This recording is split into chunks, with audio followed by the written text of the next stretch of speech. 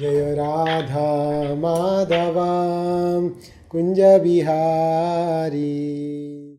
നമാം വിഷ്ണുപദായ കൃഷ്ണപ്രസ്ഥായ പുതലേശ്വരേ ജയപതാക സ്വാമി നാമ്നി നമ ആചാര്യപാദായ നിടായ കൃപപദായ ഗൗരകഥദാമദായ നഗരഗ്രാമതാരിണി മുഖം കരോതി വാചാലം പങ്കുർലംഘയതേ ഗിരിം യത്കൃപാതമഹം വന്ദേ ശ്രീഗുരും ദീനതാരിണം പരമാനന്ദമാധവം ശ്രീചൈതന്യമീശ്വരം. ഹരേ കൃഷ്ണ. അപ്പോൾ നമ്മൾ ഭഗവത്ഗീതയിൽ നിന്ന് ഒരു ശ്ലോകം വായിക്കാം. ഇന്ന് ഭഗവത്ഗീതയിൽ 18-ാമത്തെ അധ്യായം, അതിൽ 68-ാമത്തെ ശ്ലോകമാണ് നമ്മൾ വായിക്കാൻ പോണത്. 18-ാമത്തെ അധ്യായം 68-ാമത്തെ ശ്ലോകം. എയ്ദം പരമം ഗുഹ്യം മദ്ഭക്തേഷ്വവിദാസ്യതേ ഭക്തിം മയി പരാം കൃത്വാ മാം യേ വൈശ്യതി അസംശയഃ. ട്രാൻസ്ലേഷൻ പർപ്പട്ട് പ്രഭുപാദ് എഴുതിയത്. For one who explained the supreme secret to the devotees, pure devotional service is guaranteed, and at the end he will come back to me. So ഈ ശ്ലോകത്തിൽ ഭഗവാൻ കൃഷ്ണൻ പറയുന്നുണ്ട്, ആരാണോ ഈ ഭഗവാനെക്കുറിച്ചുള്ള രഹസ്യം എന്ന് വെച്ചാൽ നമ്മൾ ഭഗവത്ഗീതയിലുണ്ട്. ഭഗവത്ഗീതയിൽ ഭഗവാൻ പറയുന്നുണ്ട് എന്തൊക്കെയാണ് ഭക്തി, പറഞ്ഞ് എങ്ങനെയാണ് ഭഗവാനെ എങ്ങനെയാണ് നമ്മൾ ചേരാൻ പറ്റുന്നുള്ള എല്ലാ കാര്യങ്ങളും ഭഗവത്ഗീതയിൽ പറയുന്നുണ്ട്. ഈ കാര്യങ്ങളെ ഇത് ഭഗവത്ഗീതയ്ക്ക് വന്നിട്ട് ഒരു പേര് രാജവിദ്യ, രാജഗുഹ്യം എന്ന് പറയുന്നുണ്ട്. അപ്പോൾ രാജഗുഹ്യം എന്ന് പറയുമ്പോൾ വളരെ സീക്രട്ടായിട്ടുള്ള രഹസ്യമായ നോളജാണിത്. പക്ഷേ ഇത് വളരെ ഓപ്പണായിട്ട് ഇട്ട് വെച്ചിട്ടുണ്ട്. പക്ഷേ ആർക്കാണോ ഭക്തി ഉള്ളത് ഭക്തന്മാർക്ക് മാത്രമേ ഇത് മനസ്സിലാക്കാൻ പറ്റുള്ളൂ, ഭഗവത്ഗീതകൾ കാര്യങ്ങൾ. അപ്പോൾ ആരാണോ ഈ കാര്യങ്ങളെ തൻ്റെ ഭക്തന്മാർക്ക്, ഭഗവാന്റെ ഭക്തന്മാർക്ക് പറഞ്ഞു കൊടുക്കുന്നത്, അവർക്ക് ശുദ്ധമായ പ്യൂർ ഭക്തി കിട്ടുമെന്ന് ഭഗവാൻ ഗ്യാരണ്ടി പറയുന്നുണ്ട്. മദ്ഭക്തേഷു അഭിദാസ്യതി ഭക്തിം മയി പരാം കൃത്വ മാമേ വൈശ്യതി അസംശയ. അങ്ങനെയുള്ളവർക്ക് അവർ തീർച്ചയായിട്ടും എൻ്റെ അടുത്ത് വന്ന് ചേരുമെന്ന് പറയുന്നുണ്ട്. അപ്പോൾ നമ്മൾ ഈ കലിയുഗത്തിൽ ഭഗവാന് ചെയ്യേണ്ട ഇമ്പോർട്ടൻ്റ് ആയിട്ടുള്ള സേവ, കുറേ വിധത്തിലുള്ള സേവകളുണ്ട്. അപ്പോൾ നമ്മൾ എന്താ ചെയ്യേണ്ടതെന്ന് വെച്ചാൽ, നമുക്ക് എല്ലാവർക്കും എളുപ്പത്തിൽ പറ്റുന്നൊരു സേവ, ഭഗവാനെക്കുറിച്ച് നമ്മൾ മറ്റുള്ളവർക്ക് പറഞ്ഞു കൊടുക്കുക. അപ്പോൾ എല്ലാ ജീവികൾക്കും ഹൃദയത്തിൽ ഈ കൃഷ്ണഭക്തി എന്നുള്ളതുണ്ട്. നിത്യസിദ്ധ കൃഷ്ണപ്രേമ എന്ന് പറയാം. കൃഷ്ണഭക്തി എന്നുള്ളത് എല്ലാ ജീവികളുടെയും ഹൃദയത്തിലുണ്ട്. അതങ്ങനെ മറന്നിരിക്കുകയാണ്. എങ്ങനെ ഒരു കണ്ണാടി ഉണ്ട്, ആ കണ്ണാടിയുടെ പുറത്ത് നല്ല പൊടി കൂടിയിരിക്കുമ്പോൾ, പൊടി അടഞ്ഞിരിക്കുമ്പോൾ ആ കണ്ണാടി നമുക്ക് മുഖം നോക്കിയാൽ നമുക്ക് കാണില്ല. പിന്നെ നല്ല തുടച്ച് വൃത്തിയാക്കുമ്പോൾ എങ്ങനെ കണ്ണാടിയിൽ നമ്മളെ മുഖം തെളിഞ്ഞ് കാണുന്നുണ്ടോ, അതുപോലെ അപ്പോൾ ഈ കൃഷ്ണഭക്തി എന്നുള്ളത് എല്ലാ ജീവികളിലും ഉണ്ട്. അതിപ്പോൾ അടഞ്ഞ് കിടക്കുകയാണ്. അപ്പോൾ അത് നമ്മൾ വൃത്തിയാക്കി ക്ലീൻ ചെയ്ത് കൊണ്ടുവരണം. എങ്ങനെയാണ് നമ്മൾ വൃത്തിയാക്കുക? ഈ കണ്ണാടി നമ്മളെ ചിത്തശുദ്ധി പറയും. ആ ചിത്തം എങ്ങനെ ശുദ്ധിയാകുന്നത് വെച്ചാൽ, ഹരേ കൃഷ്ണ കൃഷ്ണ കൃഷ്ണ ഹരേ ഹരേ, ഹരേ രാമ രാമ രാമ ഹരേ ഹരേ. നമ്മളിങ്ങനെ ഭഗവാന്റെ നാമം ജപിക്കുക നമ്മളെ ചിത്തം ശുദ്ധിയാവും. അപ്പോൾ എങ്ങനെ അഴുക്കുള്ള പൊടി അടഞ്ഞിരിക്കുന്ന ആ കണ്ണാടിയുള്ള പൊടിയൊക്കെ നീങ്ങിയിരിക്കുമ്പോൾ അശുദ്ധമായിട്ട് നമ്മളെ മുഖം കാണാൻ പറ്റില്ല. അതുപോലെ തന്നെ ആ ശുദ്ധമായ കൃഷ്ണപ്രേമം എന്നുള്ളത് നമുക്ക് പുറത്ത് വരും. അപ്പോൾ നമ്മൾ ഈ കൃഷ്ണഭക്തി, കൃഷ്ണപ്രേമം എന്നൊക്കെ പറയുമ്പോൾ അതെന്തോ പുറത്തുള്ള ഒരു സാധനത്തെ നമ്മൾ അടക്കി കൊണ്ടുവരികയല്ല. നമ്മളെ ഉള്ളിലിരിക്കുന്ന ആ കൃഷ്ണഭക്തി നമ്മൾ മറന്നിരിക്കുകയാണ്. അത് അഴുക്കടഞ്ഞ് വേറെ വിധങ്ങളിലുള്ള ദോഷങ്ങൾ കൊണ്ട് അടഞ്ഞിരിക്കുന്നതാണ്. അതിനെ നമ്മൾ കഴുകിയെടുക്കുക. എങ്ങനെ ഒരു സാധാരണ കല്ലുണ്ട്, ആ കല്ലിനെ നല്ല ചെത്തി വൈരാക്കി എടുക്കുമല്ലോ, അതുപോലെ നമ്മളകത്തുള്ള ഈ കൃഷ്ണഭക്തിനെ നമ്മൾ പുറത്ത് കൊണ്ടുവരണം. അപ്പോൾ നമ്മൾ മാത്രം കൊണ്ടുവന്നാലും പോരാ, നമുക്കിത് അറിയാണ്ടിരിക്കുന്ന ആൾക്കാർക്കൊക്കെ അവർക്കും ഇതൊക്കെ പറഞ്ഞു കൊടുക്കണം.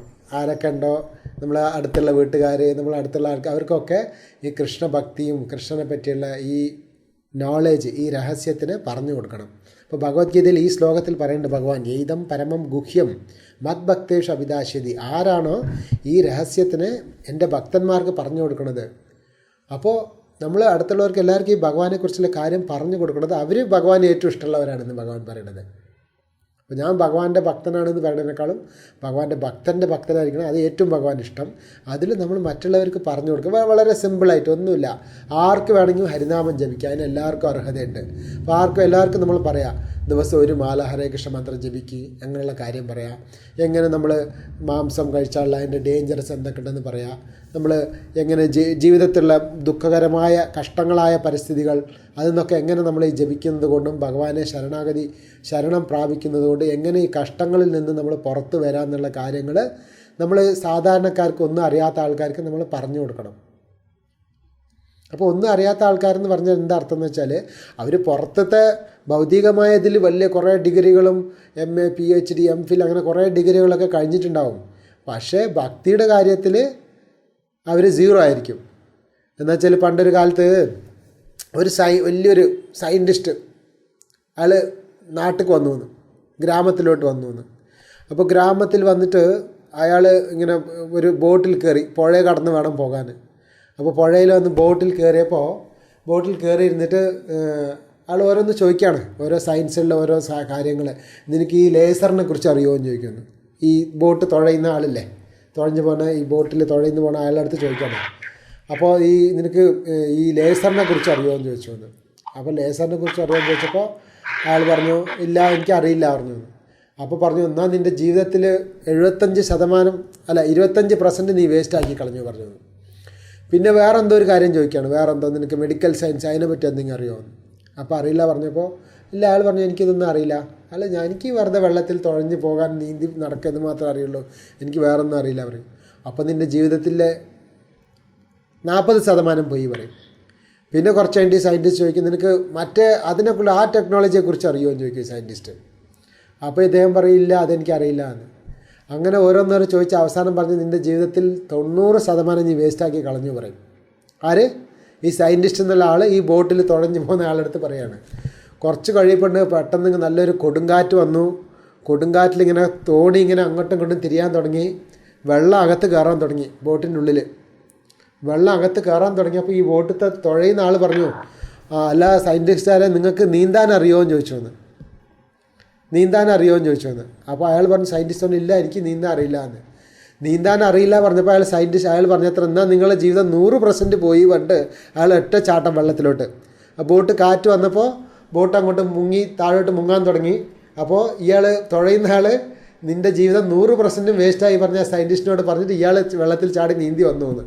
അപ്പോൾ അതുമാതിരി നമ്മൾ പുറത്ത് നമുക്ക് ആയിരക്കണക്കിന് ക്വാളിഫിക്കേഷൻ എന്തൊക്കെയോ പഠിപ്പും അതും ഇതൊക്കെ ഉണ്ടാവും, കുറേ പൈസയൊക്കെ ഉണ്ടാവും. പക്ഷെ അതുകൊണ്ട് മാത്രം നമ്മൾ ഈ സംസാര സാഗരത്തിൽ നിന്ന് കടന്നു വരാൻ പറ്റില്ല. സംസാര സാഗരത്തിൽ നിന്നുള്ള ജനനം മരണം രോഗം വയസ്സായി പോകുന്നത് ഇതിന്നൊക്കെ നമ്മൾ പുറത്ത് വരണമെങ്കിൽ നമുക്ക് ഈ രാജവിദ്യ ഭഗവത്ഗീത തന്നെ വേണം. ഈ ഭഗവത്ഗീതയിലുള്ള നോളേജ് എന്താണ്? രാജവിദ്യ എന്ന് പറയാം. പുറത്ത് നമ്മൾ കുറേ വിദ്യകളുണ്ട്. പക്ഷേ ഈ ഭഗവത്ഗീതയിലുള്ള നോളേജിന് ഭഗവാൻ പറയാണ് ഇതാണ് കിങ് ഓഫ് നോളേജ്. എല്ലാ വിദ്യകളിലും ഏറ്റവും ഉയർന്ന വിദ്യ എന്നാണ് ഭഗവാൻ പറയുന്നത്. കിങ് ഓഫ് നോളേജ് എന്ന് പറയേണ്ടത് അത് രാജവിദ്യ. അപ്പോൾ ഈ രാജവിദ്യയാണ് നമ്മൾ പഠിക്കേണ്ടതും രാജവിദ്യ നമ്മൾ അറിഞ്ഞിട്ടുള്ളത് നമ്മൾ മറ്റുള്ളവർക്ക് പറഞ്ഞു കൊടുക്കുകയും വേണം. എങ്ങനെയാണ് ഭഗവാന്റെ നാമം ജപിക്കുക, എങ്ങനെയാണ് ഭഗവാന്റെ അടുത്ത് ഭക്തി ചെയ്യുക, ഭക്തി ചെയ്യുന്നത് കൊണ്ട് വരുന്ന ഗുണങ്ങൾ എന്തൊക്കെയാണ്, എന്തൊക്കെ ദോഷങ്ങളിൽ നമ്മൾ പുറത്തോട്ട് വരുന്നു. ഇപ്പോൾ നമ്മൾ ചിലർ ചോദിക്കും, നമുക്ക് ഭക്തി കുറേ വർഷങ്ങൾ നിങ്ങൾ ജപിക്കുന്നുണ്ടെങ്കിൽ നിങ്ങൾക്ക് എന്താ കിട്ടിയെന്ന് ചോദിക്കും. നമുക്ക് കിട്ടിയതല്ല, നമുക്ക് കുറേ സാധനം പോയി കിട്ടി പറയാ. എന്തൊക്കെ പോയി കിട്ടി? നമ്മളെ മനസ്സിലുള്ള വിഷമങ്ങളൊക്കെ പോയി കിട്ടി, നമ്മുടെ അടുത്തുള്ള ദേഷ്യം പോയി കിട്ടി, നമ്മളുടെ കാമക്രോധം മോഹം അസൂയ എന്നുള്ള കുറേ വേണ്ടാത്ത ചീത്ത സാധനങ്ങളൊക്കെ നമ്മളിൽ നിന്ന് പോയി കിട്ടി.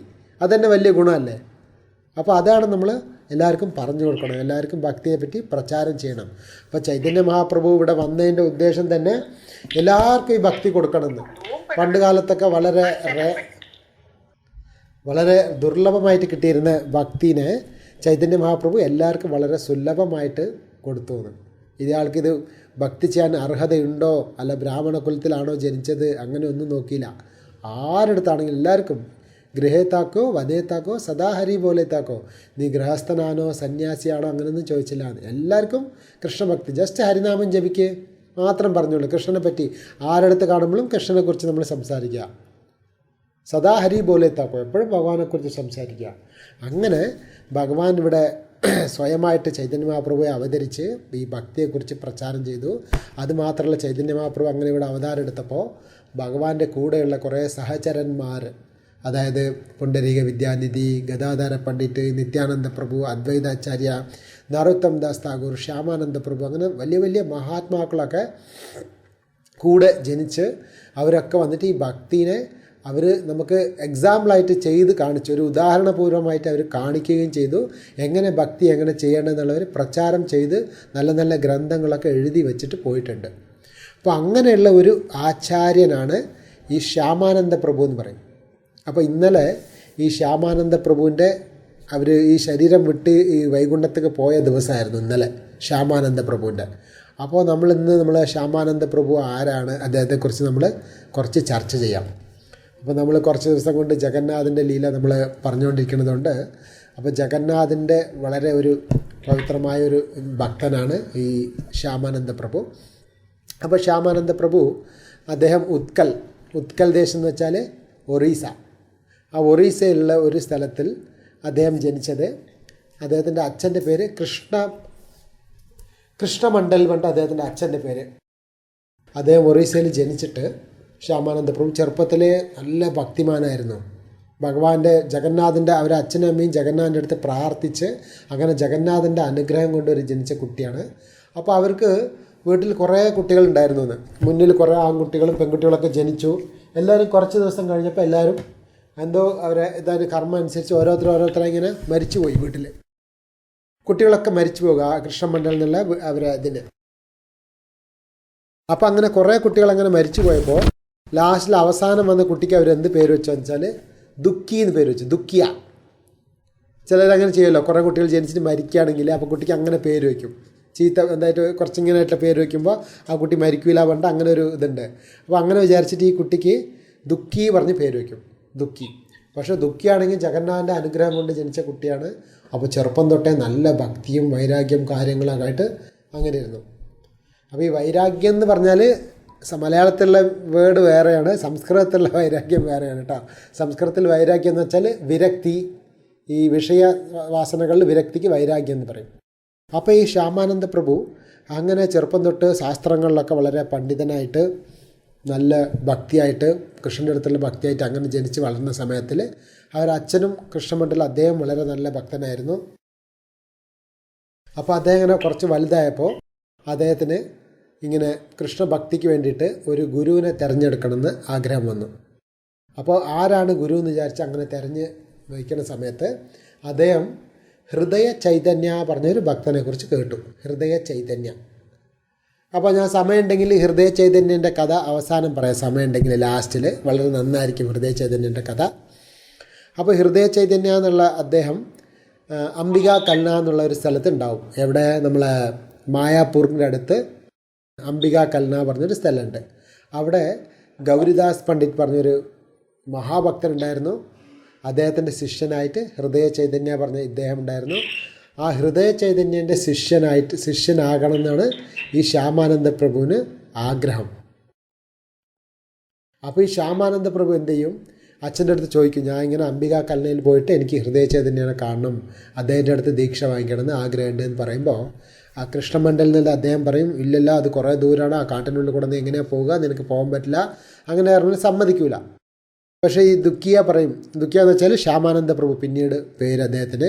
അദ്ദേഹം പറയും, ഇല്ല എനിക്ക് അദ്ദേഹത്തിന് എങ്ങനെയും കണ്ടേ പറ്റൂ പറഞ്ഞങ്ങനെ ഇവിടെ നിന്ന് നിറയെ പേര്, അതായത് ആ കാലത്തൊക്കെ ഈ ഒറീസയിലുള്ള ജനങ്ങളൊക്കെ ഗംഗയിൽ കുളിക്കാൻ വേണ്ടിയിട്ട് മായാപൂർ, കൽക്കട്ട അങ്ങോട്ട് പോകുന്നു. അപ്പോൾ അതിന് വേണ്ടിയിട്ട് അദ്ദേഹം അങ്ങോട്ട് പോയേ പറ്റൂ പറഞ്ഞ് അങ്ങനെ പറയുമ്പോൾ അവസാനം അച്ഛൻ സമ്മതിച്ചിട്ട് അദ്ദേഹം നേരെ അംബിക കൽന എന്നുള്ള സ്ഥലത്ത് പോയി. അംബിക കൽന സ്ഥലത്ത് പോയപ്പോൾ അവിടെയാണ് ഹൃദയ ചൈതന്യ എന്നുള്ള മഹാഭക്തനെ കാണുന്നത്. അപ്പോൾ ഈ ശ്യാമാനന്ദ പ്രഭു കാണാൻ ഭയങ്കര സൗന്ദര്യമാണ്. ചെറിയ ചെറുപ്പക്കാരൻ, വളരെ സൗന്ദര്യം, വളരെ വിനയവും എല്ലാ നല്ല ഗുണങ്ങളുണ്ട്. അപ്പോൾ ഈ ഹൃദയ ചൈതന്യൻ്റെ വീട്ടിൻ്റെ മുന്നിൽ പോയിട്ട് ഇങ്ങനെ പുറത്തിങ്ങനെ നിന്ന് താഴെ വീണ് നമസ്കരിച്ചപ്പോൾ ഹൃദയ ചൈതന്യം പുറത്ത് വന്നിട്ട്, നീ ആരാണ് മോനെ, നീ ആരാണെന്ന് ചോദിക്കും. അപ്പോൾ പറയും, എൻ്റെ പേര് ദുഃഖിയ എന്നാണ് എൻ്റെ പേര്, എൻ്റെ അച്ഛൻ്റെ പേര് കൃഷ്ണമണ്ഡൽ, ഞാനിങ്ങനെ ഉത്കൽ ഒറീസയിൽ നിന്ന് വരികയാണ്. അപ്പോൾ എന്നെ ദയവായിട്ട് നിങ്ങൾ എൻ്റെ ശിഷ്യനായിട്ട് സ്വീകരിക്കണം, ഞാൻ നിങ്ങൾക്ക് ഇവിടെ സേവ ചെയ്യാൻ വേണ്ടി വന്നത്, നിങ്ങളെ വീട്ടിലത്തെ പണിക്കാരനായിട്ട് ഞാൻ ഇവിടെ സേവ ചെയ്യാൻ വേണ്ടി വന്നതാണ് പറയും. അപ്പോൾ ഈ കുട്ടിയുടെ ആ വിനയപൂർവ്വമായിട്ടുള്ള വർത്തമാനമൊക്കെ കേട്ടിട്ട് ഹൃദയ ചൈതന്യക്ക് വളരെ സന്തോഷമായിട്ട് അങ്ങനെ കെട്ടിപ്പിടിച്ചിട്ട് വന്നോളൂ പറഞ്ഞിട്ട് അവിടെ നിന്ന് സേവകളൊക്കെ ചെയ്തുകൊണ്ടിരിക്കും. ഹൃദയ ചൈതന്യ വീട്ടിലിരുന്നിട്ട് സേവ ചെയ്തിട്ട് അപ്പോൾ പറയും ദുഃഖിയ എന്നുള്ള പേര് മാറ്റിയിട്ട് നിൻ്റെ പേര് ഇന്ന് തൊട്ട് കൃഷ്ണദാസ്. അതായത് നമ്മളൊരു ഗുരുവിൻ്റെ അടുത്ത് ദീക്ഷ വാങ്ങിക്കാൻ സമയത്ത് ഗുരു നമുക്ക് ഭഗവാന്റെ ദാസനായിട്ട് നമ്മൾ മാറ്റും. പെണ്ണ് ലേഡീസിനാണെങ്കിൽ സ്ത്രീകൾക്ക് ദാസി, ദേവി ദാസി അങ്ങനെ മാറ്റും. രാധാറാണിക്ക് സഖികളായിട്ട് ദാസി എന്നും, ജെൻസിന് പുരുഷന്മാർക്ക് ദാസ് എന്നുള്ള പേര് കിട്ടും ദീക്ഷ വാങ്ങിക്കാൻ സമയത്ത് ഗുരുവിൻ്റെ അടുത്ത്. അപ്പോൾ ഇദ്ദേഹം ഈ ഹൃദയ ചൈതന്യ ഈ ദുഃഖിയ എന്നുള്ള ഈ ഭക്തന് കൃഷ്ണദാസ്, ദുഃഖി കൃഷ്ണദാസ് അങ്ങനെ പേര് കൊടുക്കും. അപ്പോൾ ഈ ദുഃഖി കൃഷ്ണദാസ് എന്നുള്ള ഇദ്ദേഹം വളരെ ഭക്തിയോടെ പ്രേമത്തോടെ അങ്ങനെ സേവ ചെയ്തുകൊണ്ടിരിക്കും. അപ്പോൾ അദ്ദേഹത്തിൻ്റെ അടുത്ത് വളരെ സന്തോഷപ്പെട്ടിട്ട് ഈ ഹൃദയ ചൈതന്യം പറയും, ദുഃഖി കൃഷ്ണ, നീ വൃന്ദാവനത്തിൽ പോയിട്ട് അവിടെ ജീവഗോസ്വാമിയുടെ അടുത്ത് പോയിട്ട് അദ്ദേഹത്തിൻ്റെ അടുത്ത് ഈ ശാസ്ത്രങ്ങളൊക്കെ പഠിക്കണമെന്ന് പറയും. ഭക്തിശാസ്ത്രങ്ങൾ, ഗോസ്വാമികൾ എഴുതിയിട്ടുള്ള ബുക്കുകളൊക്കെ പഠിക്കണമെന്ന് പറയും. അപ്പോൾ ശരിയെന്ന് പറഞ്ഞാൽ അദ്ദേഹം അവിടെ നിന്ന് പുറപ്പെട്ട് നേരെ ആദ്യം മായാപ്പൂരിൽ വരും. അതായത് അംബികാക്കല്ല എന്നുള്ള സ്ഥലത്ത്, അതിൻ്റെ അടുത്ത് തന്നെയുള്ളത് മായാപ്പൂർ, ചൈതന്യ മഹാപ്രഭുവിൻ്റെ ജന്മസ്ഥലം. അവിടെ പോയിട്ട് ചൈതന്യ മഹാപ്രഭു താമസിച്ചിരുന്ന വീട്, അതായത് ജഗന്നാഥ് മിശ്ര, ചൈതന്യ മഹാപ്രഭുവിൻ്റെ അച്ഛൻ്റെ പേര്, ആ വീട് എവിടെയും തിരഞ്ഞ് കണ്ടുപിടിച്ച് അവിടെ പോയപ്പോൾ അവിടെ ഈശാന താഗൂർ പറഞ്ഞിട്ട് ചൈതന്യ മഹാപ്രഭുവിൻ്റെ വീട്ടിൽ അവരെ അമ്മ സച്ചിമാതയ്ക്ക് സേവ ചെയ്തുകൊണ്ടിരുന്ന ഒരു സേവകനുണ്ടായിരുന്നു.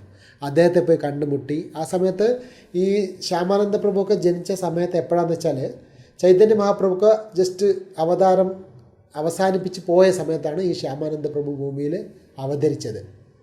അതായത് 3 ആചാര്യന്മാരെ പറ്റി നമ്മളെ ഗൗഡിയ സമ്പ്രദായത്തിൽ പറയാറുണ്ട്. ആരൊക്കെയെന്ന് വെച്ചാൽ ഒന്ന് ശ്യാമാനന്ദ പ്രഭു, മറ്റൊന്ന് നരോത്തം ദാസ് താഗൂർ, ഇനിയൊന്ന് ശ്രീനിവാസ ആചാര്യ. അങ്ങനെ പറഞ്ഞ് 3 ആചാര്യന്മാർ. ഇവരെ പേര് നമ്മളെല്ലാവരും ഓർമ്മ വയ്ക്കണം. ഈ 3 പേരും വളരെ മഹാഭക്തന്മാർ. ഇവരൊക്കെ അവതരിച്ചത് ജസ്റ്റ് ചൈതന്യ മഹാപ്രഭു ഇവിടെ ലീല ചെയ്ത് പോയതിൻ്റെ ശേഷമാണ് ഇവർ 3 പേര് ഇവിടെ അവതരിച്ചത്. അപ്പോൾ വീണ്ടും ഈ ചൈതന്യ മഹാപ്രഭുവിൻ്റെ ഈ ഉദ്യമത്തെ മുന്നോട്ട് കൊണ്ടുപോകാൻ വേണ്ടി അവതരിച്ച ആൾക്കാരാണ് ഇവർ 3 പേരും. അപ്പോൾ ഈ ശ്യാമാനന്ദ പ്രഭു ഈശാന താഗൂറിനെ കണ്ടിട്ട് അദ്ദേഹത്തിൻ്റെ അടുത്ത് അനുഗ്രഹവും അവിടെയുള്ള മായാപ്പൂരിൽ ചൈതന്യ മഹാപ്രഭു ലീല ചെയ്ത സ്ഥലങ്ങളൊക്കെ കണ്ടിട്ട് പിന്നീട് അവിടെ നിന്ന് പുറപ്പെട്ട് വൃന്ദാവനത്തിലോട്ട് പോകും. അപ്പോൾ സാധാരണ ഭക്തന്മാരൊക്കെ എന്താ ചെയ്യുക വെച്ചാൽ നേരിട്ട് വൃന്ദാവനിൽ പോകില്ല. നമ്മളൊക്കെ നേരിട്ട് വൃന്ദാവനിൽ പോവുകയാണ് ചെയ്തത്. പക്ഷേ സാധാരണ എന്താ വെച്ചാൽ രാധാകൃഷ്ണ ലീലയിൽ കടക്കുന്നതിന് മുമ്പായിട്ട് ആദ്യം ചൈതന്യ മഹാപ്രഭുവിൻ്റെ അനുഗ്രഹം വാങ്ങിക്കണം.